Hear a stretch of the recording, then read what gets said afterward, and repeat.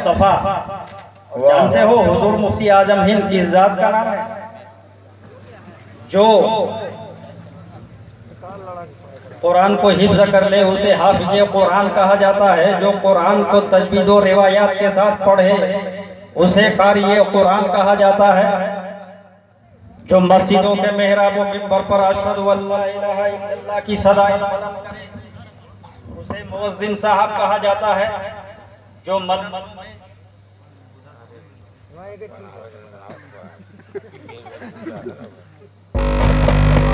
दरूद पाक पढ़िए, अल्लाहुम्मा सल्ली अला सय्यदना मौलाना मुहम्मदिन बम्बई सल्लल्लाहु अलैहि वसल्लम या रसूलल्लाह सल्लल्लाहु तआला अलैहि वसल्लम।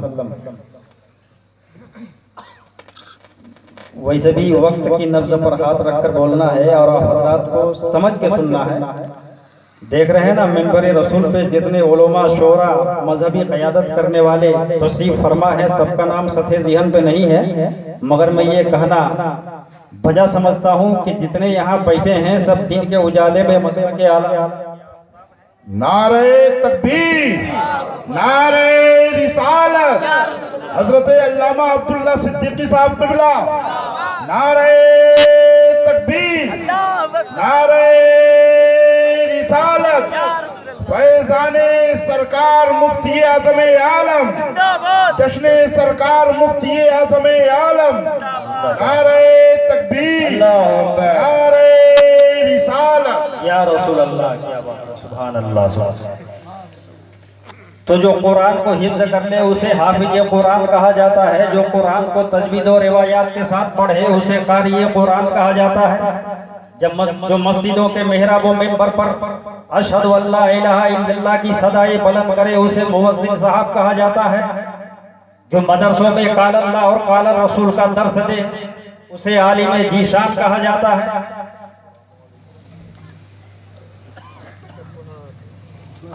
लेकिन जो निजामे मुस्तफ़ा के तहफ़्फ़ुज़ व बका के लिए सफ़ाक हुकूमत के तख्ता पलट दे, बावकार को बेकार कर दे, बाइक़्तिदार को बेइक़्तिदार कर दे, उस जात को सरकार मुफ्ती आज़म हिंद कहा जाता है। वाह वाह, सुभान अल्लाह, सुभान अल्लाह। नारे तकबीर, नारे रिसालत, वाह। तो मुफ्ती आज़म हिंद किसी बोरिया नसीब फकीर का नाम नहीं है, रसूल पाक की एक अजीम तहरीक है, इस्लाम के मीरे कारवां का नाम है, जिनके फैजान ने न जाने कितने जर्रों को हमदों से सुरैया कर दिया, जिसने गुमराहों को रास्ता दिखाया, जाहिलों को आलिम बनाया, आलिमों को बामल बनाया और गुनाहों के सैलाब में बहने वालों को निकाल कर शरीयत के महफूज किनारे पर पहुंचा। वाह वाह, सुभान अल्लाह, वाह। आज आपके दरे पाक से न जाने कितनी बन ज़बानें बोलने लगी, कितनी बेनूर आंखें रोशन हो गई, कितनी खाली तिजोरियां नोटों से भर गई, कितने बेमुराद बामुराद हो गए, कितने बे औलाद साहेब औलाद हो गए, कितने मुर्दा दिल अहले दिल हो गए। लोग खुदी को पहचानने लगे, खुदा को पहचानने लगे और ये पैगामी वफा सुनाने लगे। मेरे आका, जब तक इस गगन के नीचे तेरा चाहने वाला रहेगा, यूं ही मसलके हक को सदाकत का बोल वाला रहेगा। तो हजरत गिरामी, आज जो लोग कहते हैं कि हम लोग शरीयत वाले हैं, वो तरीकत वाले हैं। लोग कहते हैं ना कि हम लोग तरीकत वाले हैं, वो शरीयत वाले हैं। तो क्या तुम शरीयत की मुखालिफत कर रहे हो? एक बात सुनिए, शरीयत की कठिन पाबंदी का नाम तरीकत है और बगैर इल्म के विलायत नहीं मिलती, चाहे वो मदरसे से सीखा हो या मिन जानिबे फैयाज़े हकीकी अताई में हो। इल्म ज़रूरी है विलायत के लिए। जब इंसान इल्म के मुंतहाए कमाल तक पहुँचता है तब मुशाहिदा हासिल होता है, तब पाबे विलायत का आगाज। हुजूर मुफ्ती आजम हिंद की कहानी मोहम्मद हुसैन दिनाजपुरी की ज़बानी सुनिए। दिल्ली पश्चिम बिहार PG6 सोनिया कैंप में एक डॉक्टर खान साहब रहते थे। उसके क्लिनिक में एक झोला छाप मौलवी आया जाया करता था। एक सड़क छाप मौलवी आता था, जाता था, बैठता था। एक दिन उस मौलवी ने पूछा कि ये बताइए डॉक्टर साहब, नबी को इल्म गैब नहीं है। उसने कहा कैसे मालूम? कहा अगर नबी को इल्म गैब होता तो कुरान में ये क्यों आया है, वमा हुवा अलल गैबि बिदनीन वलौ कुन्तु आलमुल गैब लस्तक्सरतु मिनल खैर। ये बदअकीदा बोलता है मगर समझता नहीं। अल्लामा मुश्ताक अहमद निजामी हयात ज़ाहिरी में अक्सर फरमाया करते थे कि ये बदअकीदा बोलता है मगर समझता नहीं। और पलट के फरमाते थे कि अगर समझता तो बोलता नहीं। बीमारी है बोलने की। अल्लाह ताला अल्लामा मुश्ताक अहमद निजामी पासबाने मिल्लत के तुर्बत पर अपना रहम व करम फजल व गुफरान की मूसलाधार बारिश खूब खूब बरसाए। आमीन आमीन आमीन। डॉक्टर साहब ने कहा कि सुनो, अगर फन डॉक्टरी के बारे पूछना है तो मुझसे पूछो। इन सवालों का जवाब तो तुम्हें आलिम दीन ही से मिलेगा।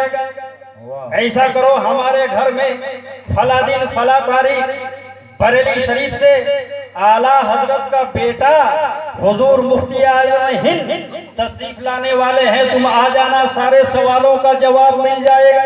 वाह वाह वाह वाह। अच्छा, क्या बात। सुन्नियों का एतकाद क्या है कि अल्लाह आलिमुल गैब, वाह। नबी आलिम गैब। आलिम गैब, आलिम गैब अल्लाह का इल्म ज़ाती है, नबी का इल्म अताई है। मगर ये बदअकीदा मिन कुल्लिल वजूह इल्म गैब रिसालत का मुनकिर, मिन कुल्लिल वजूह इल्म गैब नहीं मानते। तो इंतजार की घड़ी करीब आ गई। हुजूर मुफ्ती आजम हिंद तशरीफ लाए डॉक्टर साहब के घर। उधर से वो झोला छाप मौलवी भी हाँफता कांपता हुआ आ गया। अब बेअदब होके बैठ गया। ये तो सुन्नियों के नसीब में है कि हम लोग बाअदब हैं। बदअकीदा जितने हैं सब बेअदब होते हैं। बेअदब बेनसीब, बाअदब बानसीब।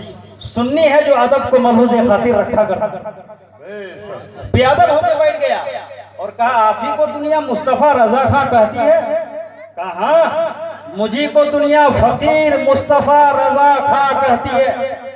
कहा आप कब से अपने आप को फकीर लिखने लगे हो?